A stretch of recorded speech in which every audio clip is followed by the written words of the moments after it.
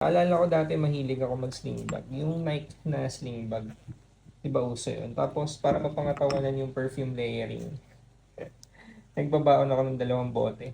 Kasi kung isang buong araw yung lakad mo, for sure, parang sa kalagitnaan nung araw, medyo mafe-feel na humihina na. Eh since, alam mo yung pagbago ka sa into perfumes, tapos gusto mo malakas yung amoy. Nag-overspray na, tapos parang wala pang tiwala, kaya nagbabaon. Sige, malaki pa yung wallet ko nun. Sobrang sikip ng bag ko nun kasi imagine niyo yung sling bag. Tapos natuto ako mag-decant. Nakahanap ako ng magandang decant bottle sa ano. Saan ko ba ito nabili? Miniso. Wala na yung tatak. Yun. Paano mo buksan to?